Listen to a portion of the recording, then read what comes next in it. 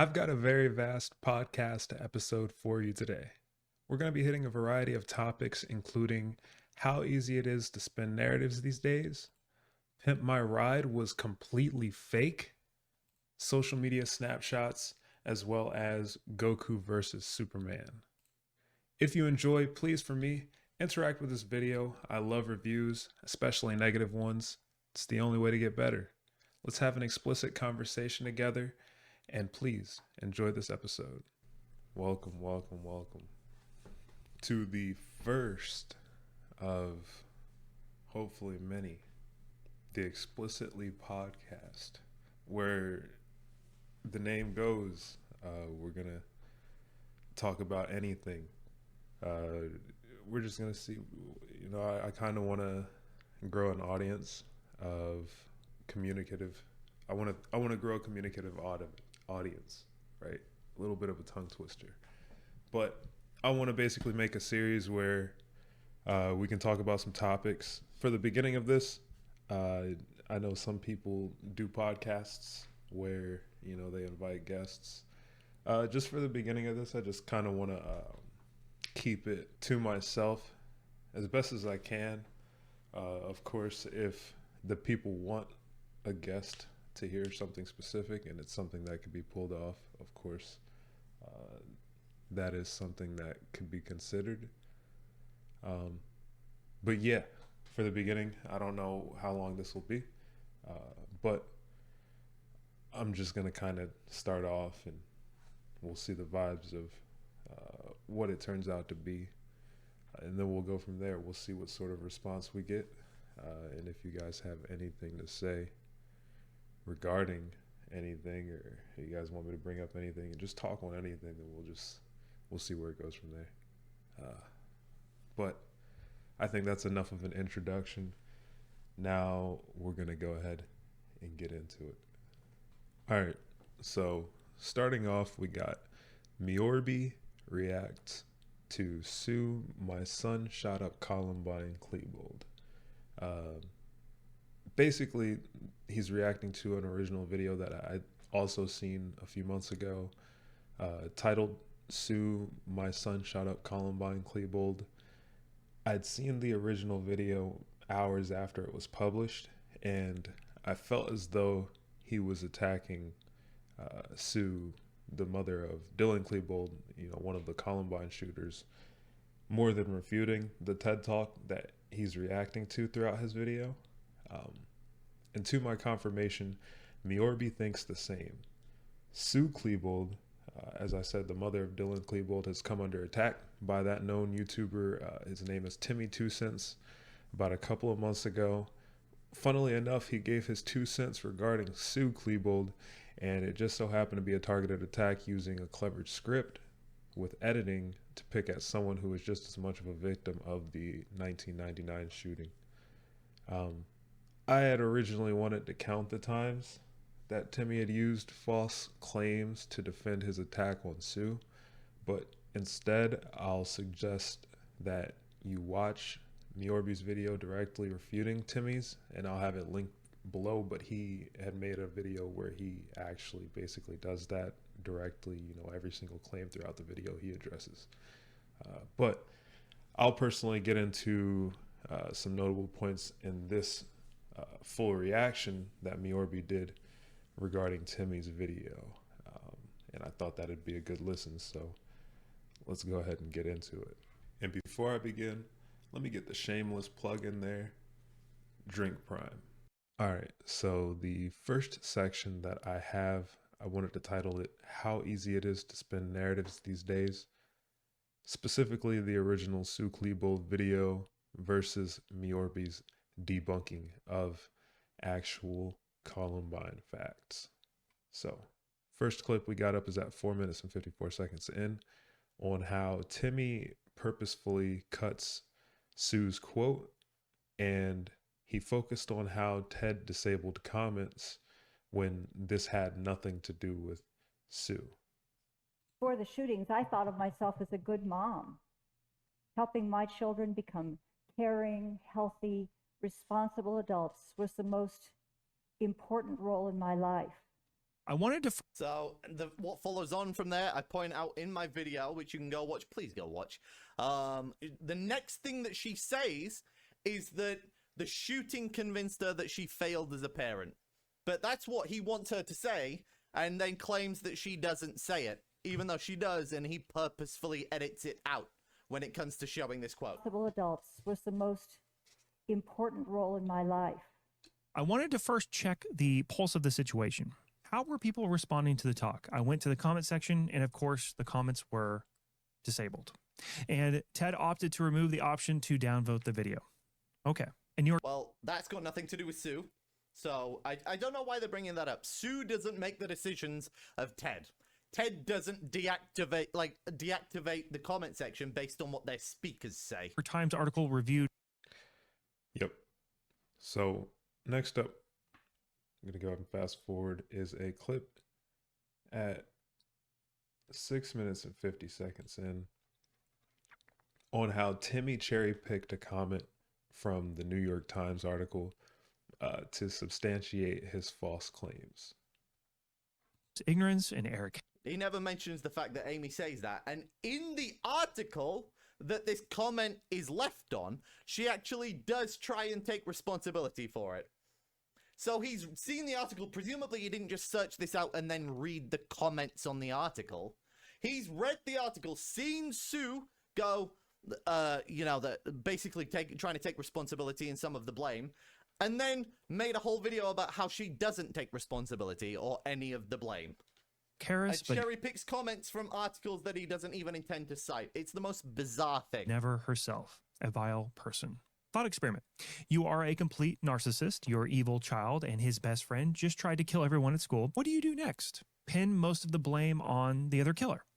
Blame society, gun control, bullying, mental health awareness. Secure victim status for yourself. Or all of the above. And basically, throughout Timmy's video, he skips from point to point without, proper justifications, kind of cherry picking pieces of statements so that he can spin the narrative to his advantage of his YouTube video, basically just making money. I mean, I think the video has millions of views at this point.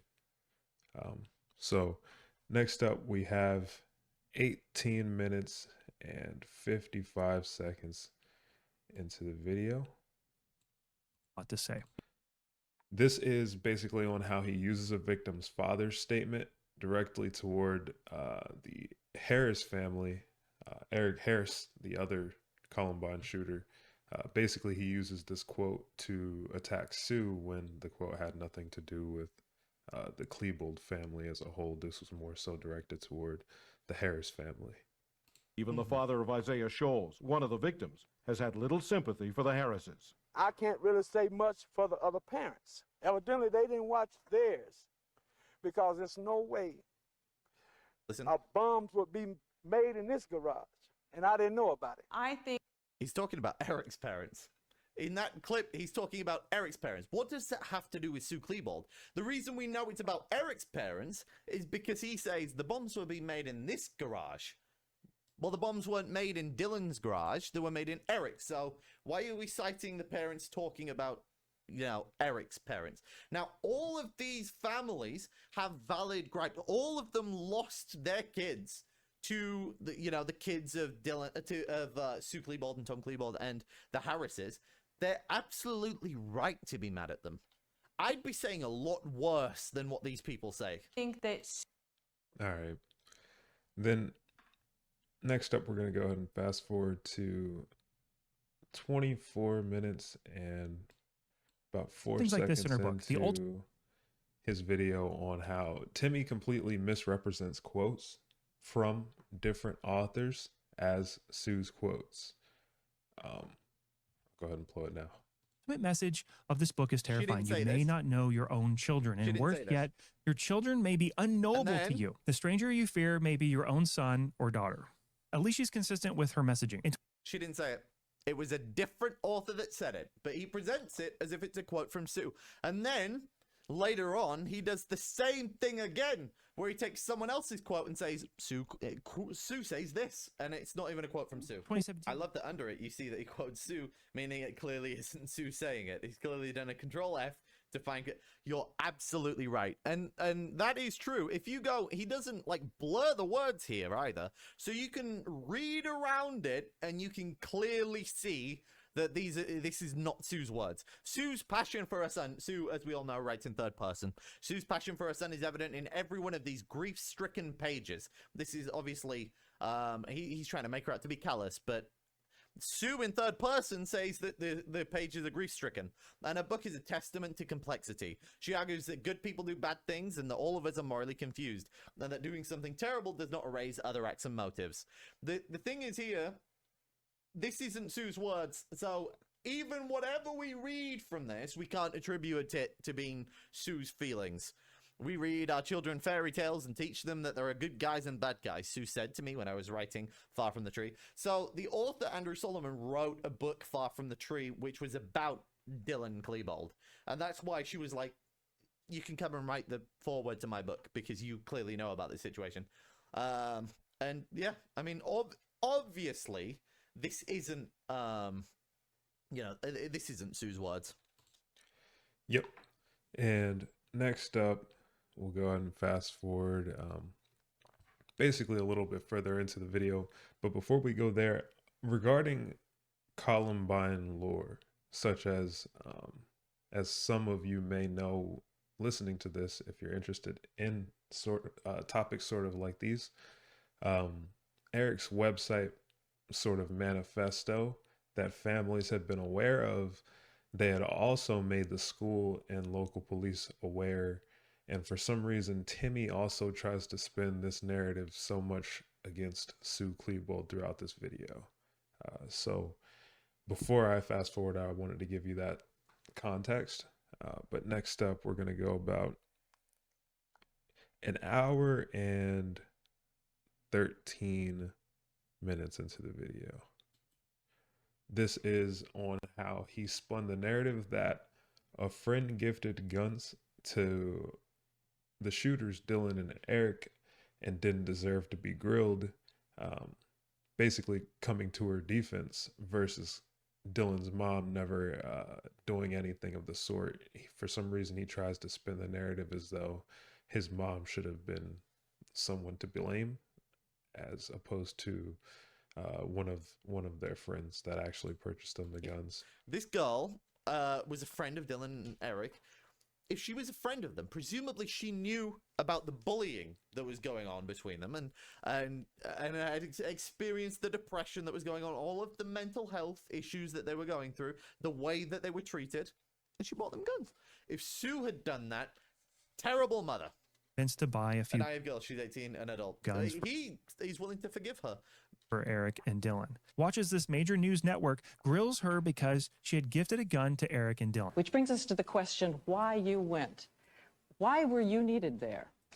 I was 18 and they were both 17 at the time. What did they tell you they wanted the guns for? They really didn't say anything in particular. I just kind of assumed they were either hunting or collection. I mean, it was just the type of thing that they were into, I guess. But did you say, why? Why should we do this? Do you think, I don't want to do this? It didn't really seem odd, I guess, for them to want guns. Because? Because it was just in their personality trait, I guess. It's just something that they enjoyed, I guess. Imagine if this was Sue, sat on TV going, well, I bought them guns because it was something they enjoyed. They were into guns, so I bought them guns. And they were only 17, so they couldn't buy guns, so I went to buy them guns. Imagine the things that Timmy would be saying if that was Sue. And as Hill pointed out in chat, she's 18. She does know better here. But Timmy's willing to forgive her. Listen Found to what interesting. It didn't really seem odd to me at the time, no. Did it worry you at all that they were so interested in guns and that you were going with them to purchase more? Was there anything that worried you? I didn't really have any reason to believe that they would do anything with them, you know, that they would Absolutely. commit such a crime. I didn't. I'm willing to take that at face value, that she didn't know that they were going to do anything bad with the guns. You know what? I'm with you. I agree. I agree that she couldn't have known. I also agree that Sue couldn't have known, but I would point out the fact that she had access to their lives, sort of presumably in school, if not in discussion with them where they could open up about their feelings and stuff.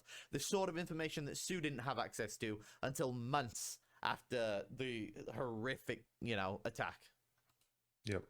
And we'll go ahead and stop it there. And then we're going to go ahead and fast forward to 1 hour and 24 minutes into the video on how Sue downplays Dylan's problems before the shooting with her diversion paperwork regarding an event where Dylan and Eric had broken into a van.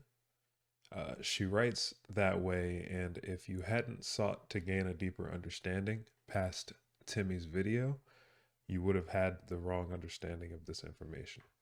History of downplaying her son's problems even before the shooting. Just look at this diversion paperwork. Look at how much Sue writes in relation to Dylan's criminal history. Dylan is blunt about his crime. Sue writes a book about the event and insinuates that the crime wasn't that bad. She uses a bunch of wobbly language. The boys found a van. The van had a ticket on it, so the boys thought it was abandoned. And then they saw if they could get some electronic equipment by helping themselves to some of the contents. Now, I'd just like to draw your attention to what it says at the top.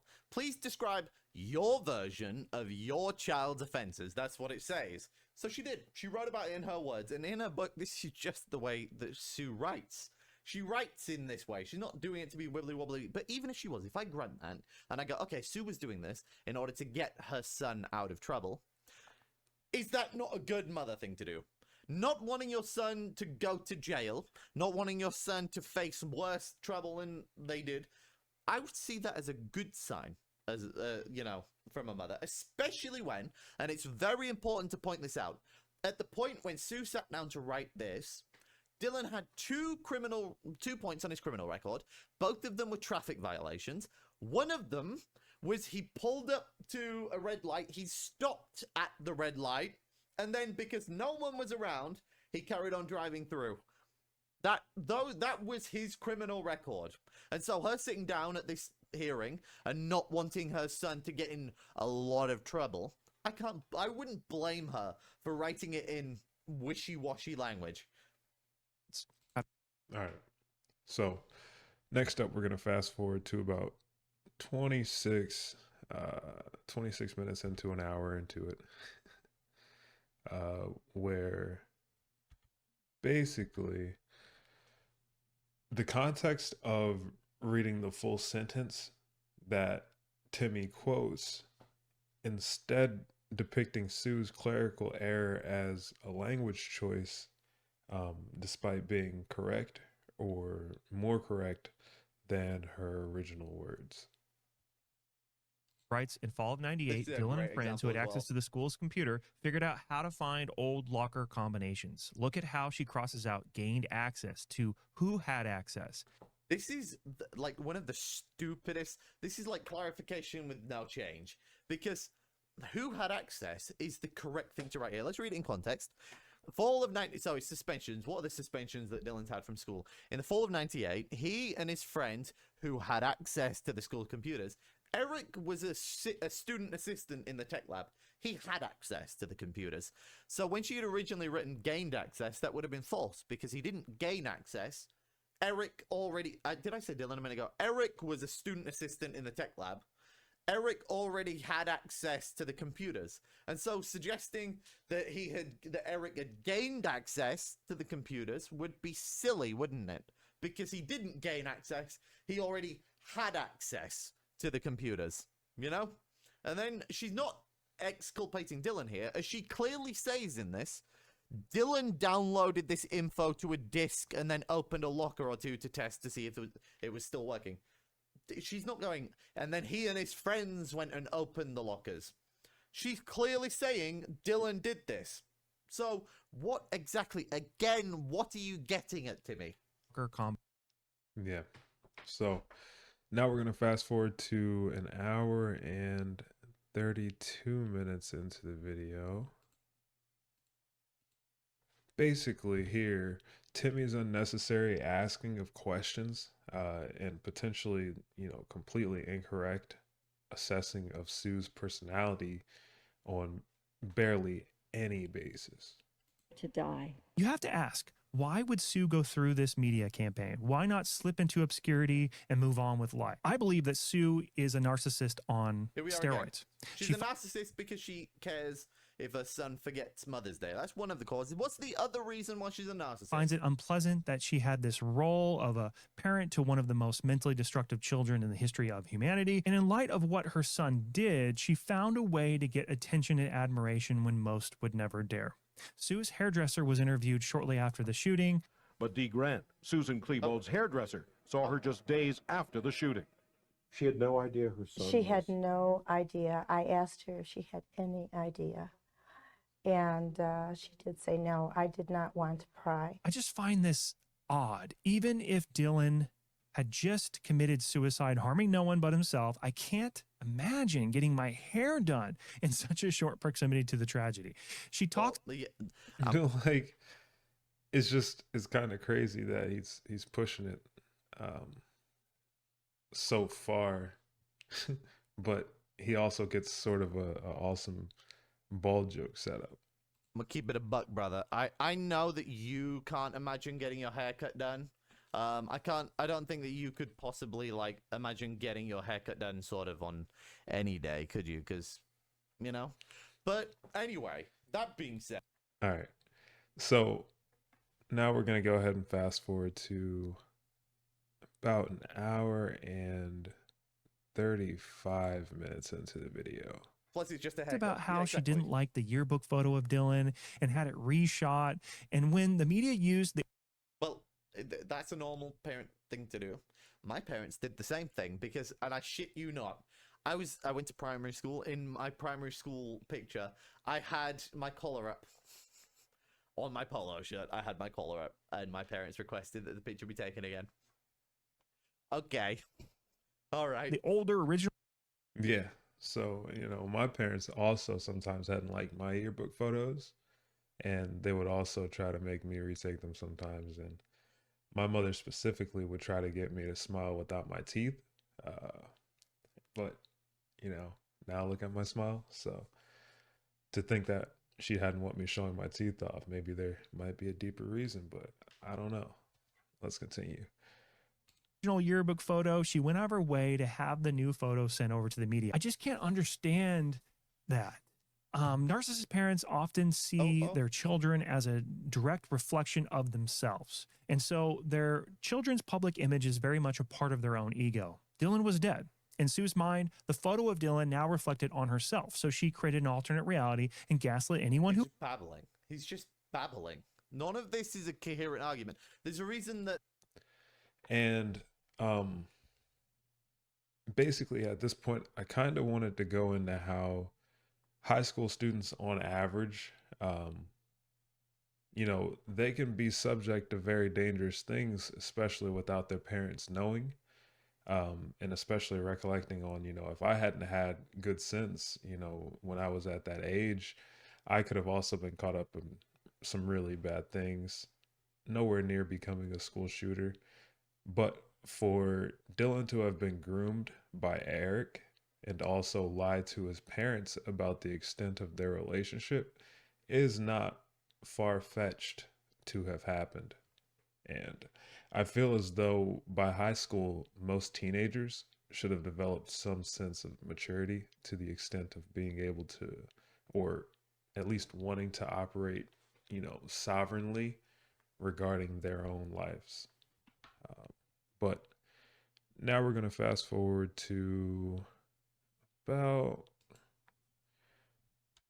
an hour and 37 minutes into the video, basically on how Randy Brown's narrative is spun to make you believe he assessed and knew that Dylan and Eric would commit mass murder when that wasn't the case. On top of this, Randy Brown attributes the Columbine shooting incident more so to bullying as a whole. Quest to do a talk on how to prevent school shootings. Randy was one of the first people in the world to spot and accurately threat assess a modern school shooter in advance. It was a different. It says it again, even though it's not the case. Randy Brown did not think that Eric was going to shoot up a school. Also, do you know what Randy Brown blames for the school shooting? I showed this in the video. What does Randy Brown blame for the school shootings? Is it bad parenting? No. Is it video games? No. Is it the school? Not primarily, although they deserve their blame. And the police, they deserve their blame. It's not Sue Klebold. If he did a TED Talk, he wouldn't mention Sue Klebold. The blame was bullying. Randy Brown makes a very coherent and watertight argument that it's about bullying. The quote that he shows earlier, where Randy Brown is talking about Sue lies in her book, what he's talking about, and I show an interview where Randy Brown is actually talking about why he said this. He's talking about the fact that Sue experienced Dylan sort of going through his like breakdowns, going through his depression, right? She does mention it in her book, obviously, but Randy believes that she witnessed more of the sort of depression and that talking about it would help the people who understand depression and how it leads to school shootings to spot those signs. But he says that she doesn't say that. She doesn't point that out because she doesn't know what it is. She doesn't know what radicalizes kids into becoming school shooters. She doesn't know, most importantly, that the bullying is the cause. She's not called. Randy's not accusing Sue of being like deceptive, that she's lying to everyone. He's just saying that she's seen more of the signs and she could have spoken more about the signs because it would help everyone else. Randy deserves a TED Talk because he would point out that depression will cause that bullying would cause depression, and bullying will cause people to hate the school, and bullying is what causes school shootings. And yet when Sue pointed out that bullying causes school shootings, she's being deceptive. And she's trying to shirk the responsibility for the things that she should be taking accountability for. And I wanted to pause it here, basically kind of just highlight, how destructive and uncontrollable grade school bullying can be, as a whole. I can speak from experience, and I know as well as others understand, just witnessing bullying and what it's like and how destructive it can be. And then also just to highlight the fact that Randy deserved a TED Talk because he would have gone on to discuss bullying and harassment concerning the Columbine incident. He wouldn't have, tried to attack Sue or anything like that. So it's just so odd that he's spun this narrative to be so against Sue. But now I want to forward a little bit further into the video at an hour and 41 minutes into the video on how Timmy is attacking Sue, but finds it insulting that Ted disabled the ability to comment on her talk and tries to spin the narrative that this was concretely a decision made by Sue. Brain health. She's using wibbly wobbly language. I find it insulting that the killer's family gets to speak their mind uninterrupted, yet the public isn't allowed to give their opinion in YouTube comments. That's got nothing to do with Sue. Sue did not deactivate the comments on the TED Talk. Are we protecting here? Yep. And then we're going to go ahead and fast forward to about an hour and 43 minutes into the video, where basically Timmy thinks the idea of Dylan having been a depressed teen who allowed Eric to adversely affect his personal decisions, which this probably was the case, isn't believable. Instead, spinning the narrative to highlight the kill locations of the event as if any of this information has anything to do with his attack on Sue. Dylan was a depressed teen who was taken advantage of by Eric Harris. This is what changed my mind. There's two things there. One is that Dylan was a depressed teen. You cannot deny the fact that Dylan was a depressed teen. That is well established, in fact. So him even bringing that up is very strange. That was controlled by Eric. Is that the word that he used? Who was taken advantage of by Eric. Now, I'm not sure that I'd use the words taken advantage of by Eric. I don't think that Eric was using him. But Eric's evilness, let's call it, Eric's intention to hurt people greatly preceded Dylan's intention to hurt people. Dylan's intention was to hurt himself. For the longest time, it was to hurt himself. Was a depressed teen who was taken advantage of by Eric Harris. This is what changed my mind. With the help of this video from Infamous Crime Locations, where he put together all the locations where Dylan had shot anyone, and a bit of my own research, this is what Dylan did. And to conclude, he concludes by doubling down and blaming the Columbine event on bad parenting on Sue Klebold's behalf, when there are so many other factors at play. It originally came across very odd to me that despite Eric's parents' retreat from the public following the events was less of a focal point for Timmy's video, despite being more of a legitimate, argument than this entire video as a whole on Sue's parenting. And then that's not even to mention how bullying factored onto the, situation as a whole. Columbine happened for many reasons: poor mental health, the toxic school environment, easy access to weapons, a lack of police and school response, and most importantly, terrible parenting. There. The most important cause of the most important cause of Columbine was Sue's shitty parenting. It's very interesting since he hasn't made that case. But he lists 4 other things first, which when Sue, you remember at the beginning, when Sue blamed, put it on Eric, and when Sue suggested it was mental health and the school and stuff, he said that she was shirking responsibility, but he's allowed to say it, of course. And then the most important cause was Sue's bad parenting. There, he said it. Of police and school response, and most importantly, terrible parenting. There, I said it. Sue Klebold was a terrible mom, and I don't say this to demonize her. One of the reasons I make videos is I love this little weasel bit at the end. Provide a perspective that I think is missing in the discourse, and this video serves that purpose. I think it's a huge misstep to... That's so that he can later say, oh, well, I didn't actually, I was just trying to, play devil's advocate. This is... All right. In other, a little less grim news, Pimp My Ride was completely fake. First up, we got a minute and 5 seconds into a video by Sunny V2 on YouTube, popular YouTuber with 3.75 million subscribers. Basically, this is on how everybody knew that Pimp My Ride was completely fake.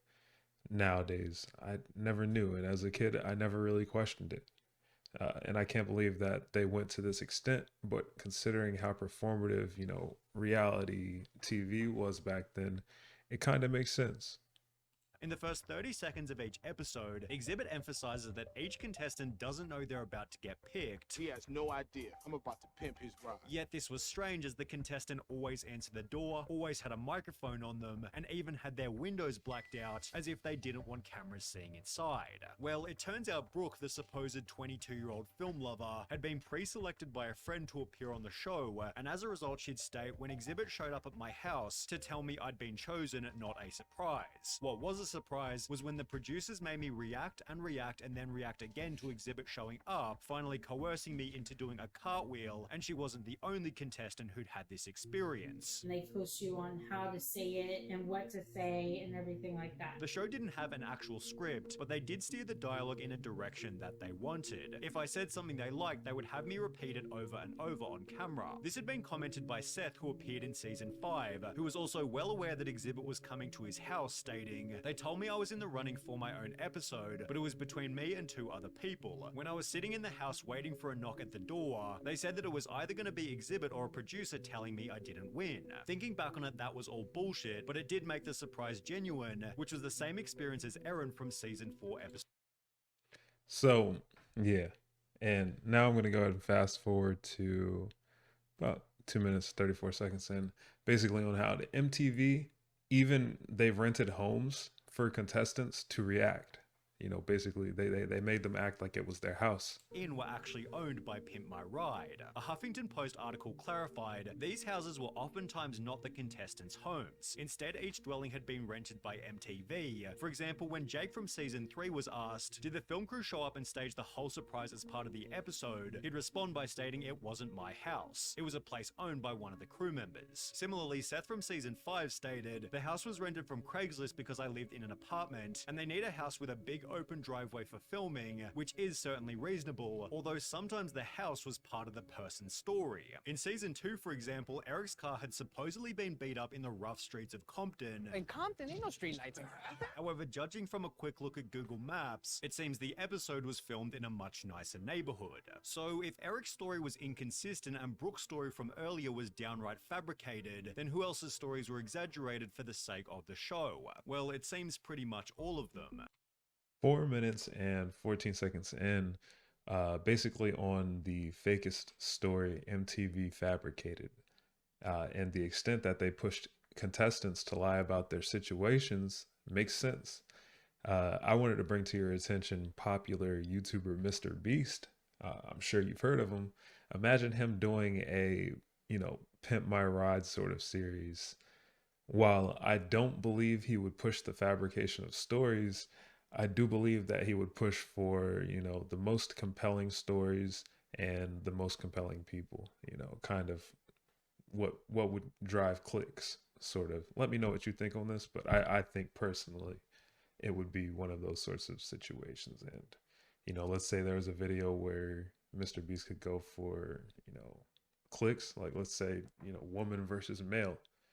I'm sure more people would rather watch, a woman go through their ride getting pimped out more than a male, just because the video would make for a better video. But let me know what you think on this. His story was Justin's in season 6. His front bumper had supposedly fallen off in a car crash. Here is a result of a 3-car pileup right here. Although according to a 2010 tweet, my friend Justin was on Pimp My Ride. On TV, he said his RAV4 was involved in a 3-car crash. No, it wasn't. Dude beat his car up with a bat. The same user then clarified, what he told me was that MTV suggested to him that he and his friend should do more damage to the car, which was confirmed by Justin himself, who'd add, yes, they removed my front bumper, used aircraft remover, and enhanced the dent on the side of my car. Whilst introducing the episode, Justin stated, one of my crazy ex-girlfriends actually threw nail polish on my hood. Although when he was asked why are all your ex-girlfriends so angry, Justin revealed it was just something I made up, while Erin from season 4 was also encouraged to make her car look bad. Yeah. So I'm going to go ahead and fast forward to about 5 minutes and 26 seconds into the video on how inconvenient the ride pimping, process was for contestants. In the past, I've been in scenarios, after accidents where I was given a rental for about a month while my car was in the shop, and the shop really milked the month. Luckily, I didn't have to pay for the labor, but, the repairs were originally planned to take a couple of weeks, and I had to fight for extra time. So I just imagine believing the process would be reasonable, and then, the ride pimping process takes half a year, basically.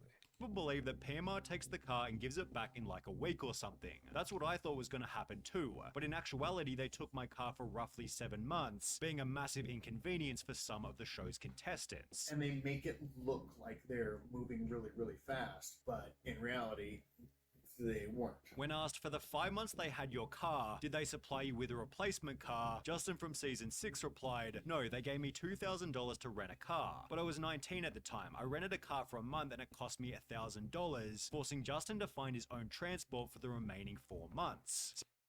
Yeah, so that really sucks. 7 minutes and 12 seconds into the video on, basically how many takes they would film the contestants' reactions before even seeing the newly pimped ride, as well as how some of the contestants wouldn't even like the modifications that they made. the day for the big reveal. They filmed my reaction to the car at least 10 times before I'd even seen it. And when I did, holy hell, poor Betsy looked like Barbie's dream car from hell. It was pimped to the nines and hideous. This had been written by Brooke, who gave a much different reaction during her episode. Beautiful, perfect color. Exactly the color I want. While every other contestant also filmed their reveal multiple different times. We had to take a lot of takes over and over and over and over and over and over again. Just Wow. So now I'm going to fast forward a couple seconds a little further at 7 minutes and 46 seconds in.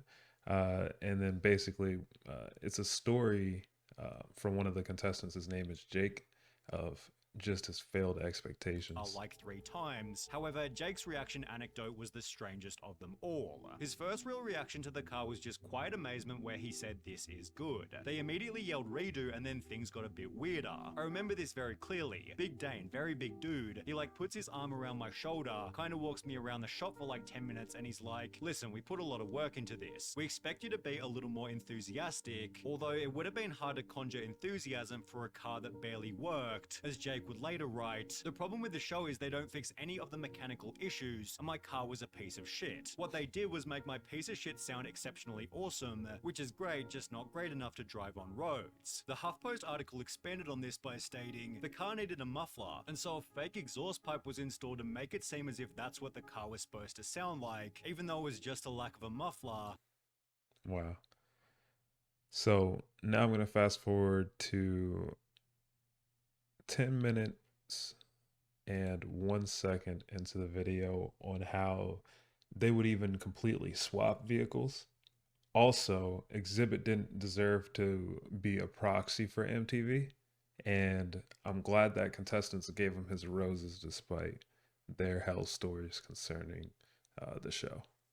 As when Tavrish uploaded a video titled "I Bought an Abandoned Pimp My Ride minivan," he'd make a shocking discovery. The show originally introduced the minivan as a 1998 Plymouth Grand Voyager. However, Tavrish discovered the car was now a 1999 Dodge Caravan, showing that after they wrecked the original minivan, the show sneakily pimped a completely different car. As a result, Exhibit has been the brunt of most of the show's backlash. I was the face of the show, you know what I'm saying? So people associate me with what happened to the car. Which feels pretty unfair given every contestant has said he's an awesome guy.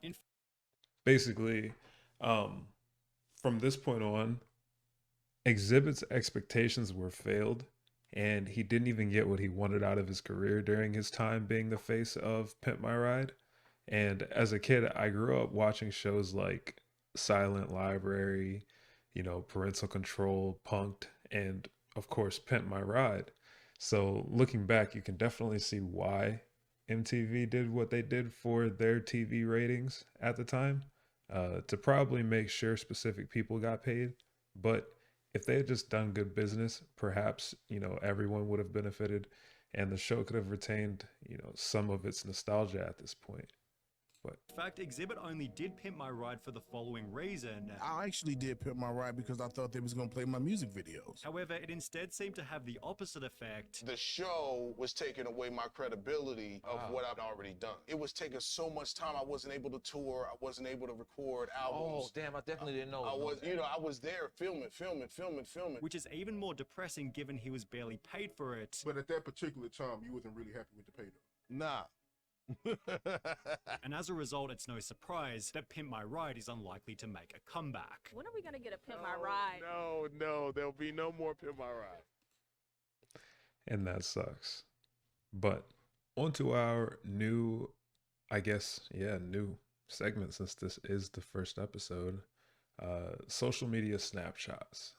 I have 3 snapshots for you all today. Starting with a little joke I'd seen in the sports realm. Let me know in the comments section if maybe you'd like to see a sports news section, kinda, in this podcast.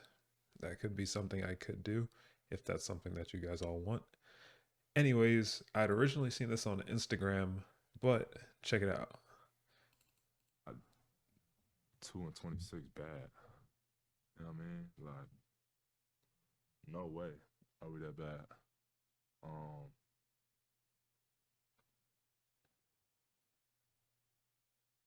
So yes, I think we can turn it around. I think we can play a lot better brand of basketball than we're playing right now.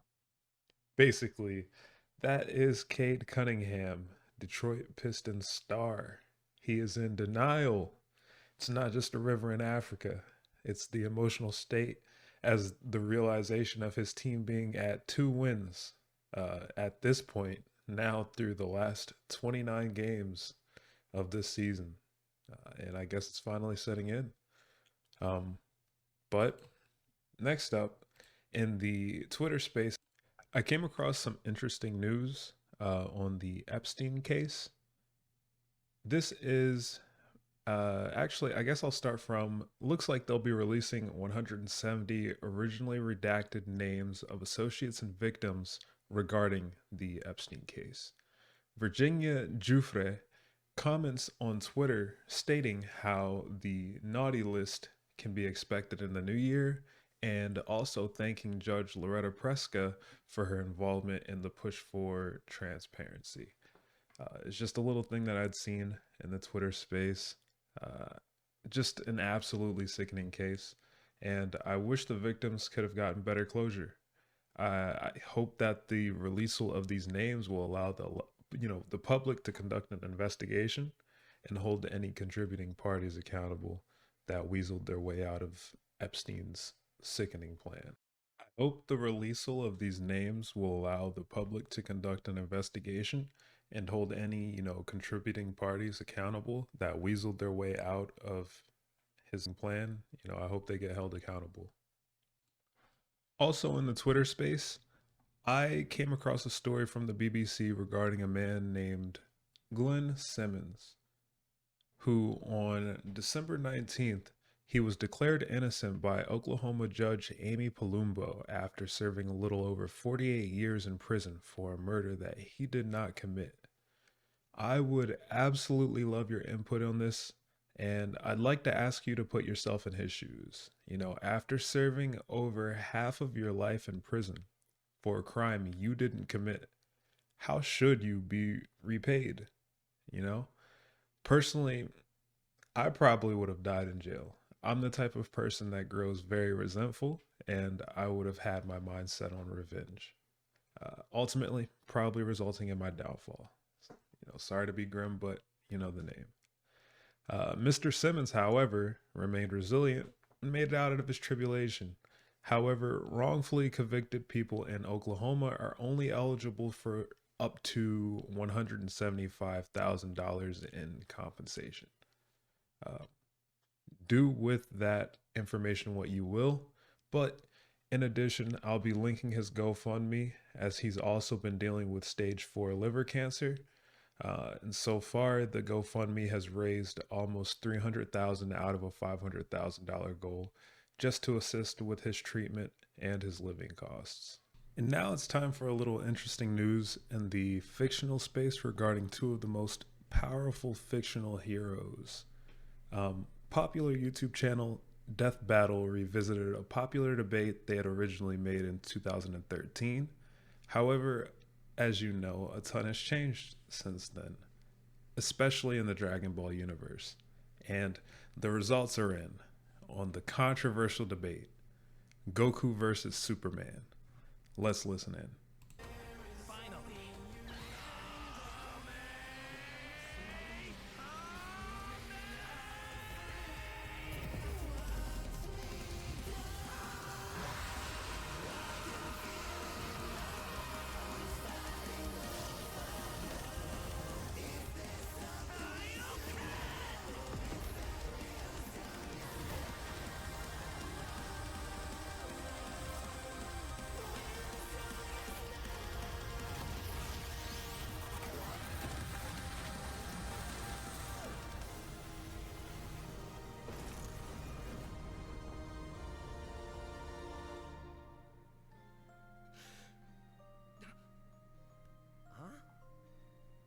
Darn it. Almost had me there. That was actually pretty fun. Yeah, it sure was. But I'll be stronger next time. I look forward to it. Let's go again. You're on.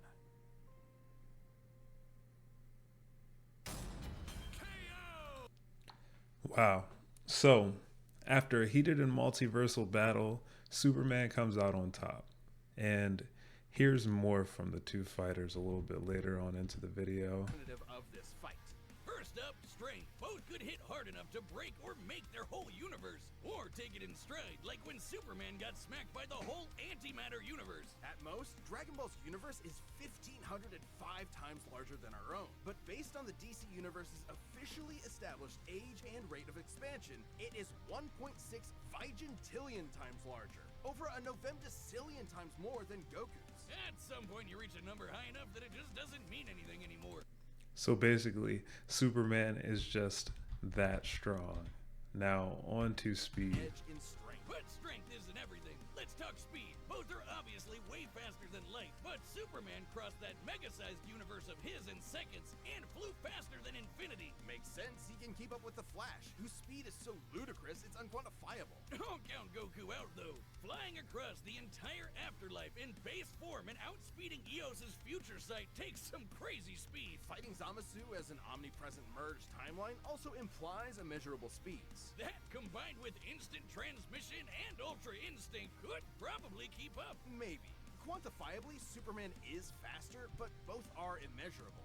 The safest bet here is to say they tie in speed. Especially when we look at skill. Goku's a martial arts master. He's definitely got better battle instincts. He wants to fight and is dedicated to his training, while Superman sees training as a means to an end. Superman's knowledge in pressure point combat and Kryptonian martial arts are impressive, but he's only used them a few times. It would be disingenuous to say he's an equivalent master at them. So Goku wins in skill, but not necessarily in experience. Don't get it wrong, Superman is not a mindless brawler. He's trained with Batman and Wonder Woman. He's even defeated martial arts experts like Cobra without powers. Goku has spent decades training, but Superman battled Norse demons for 1,000 years. He's also astonishingly brilliant, like when he reassembled the reality warping miracle machine from memory. Experience obviously goes to Superman, but perhaps less obvious is our last category, powers. Hakai, Spirit Bomb, Mafuba, Instant Transmission, God Ki, God Bind. How does Goku not win with those? In Dragon Ball, Ki is dependent on physical ability, so it's different from magic. God Ki is simply pure Ki, and magic isn't an auto win against Superman anyway, whose greater strength could break out of something like the God Bind. Mafuba and the Spirit Bomb would take way too long, and Goku's never successfully used Hakai before. Even if he did land it, Superman's impossible to erase from reality. Like, he's tanked Omega Beams, which do the same thing as Hakai. Superman can time travel, countering instant transmission's similar ability from Heroes. And regarding teleporting him to a red star, ignoring the fact that Sans can't breathe in space, though Goku's certainly tough enough to withstand a vacuum, instant transmission requires another person to act as a beacon. He can't just warp to any red star. Even if he did, Superman could simply fly away and find a blue or white star for a supercharge. And Goku could not pull off the same trick twice, as... And there you have it. The results are in. And for those of you listening, basically, Goku has greater martial arts mastery, more varied techniques, better mobility using some of his famous moves such as instant transmission, and then some of Superman's strengths, which he has a couple more, is far greater strength. He's more experienced. He has higher intelligence. He's superior in the stamina perspective via the sunlight, and then also he counters most of Goku's techniques. So there you have it. Those are the results. Superman could phase through his attacks. So that's it then. Clark has too many counters, so he takes the edge in powers and it's over. Well, I think there's... So, a comprehensive answer to the age-old debate. And I don't think people will ever stop arguing their cases on either side, but that's everything that I have to share. Let me know if you'd like me to discuss any specific topics next time. For example, responding to comments or literally anything else. The title of this podcast, it goes for all topics, as I will not shy away from any sort of exploration. And with that, we've reached our conclusion. I look forward to you joining me next time. And for now, goodbye.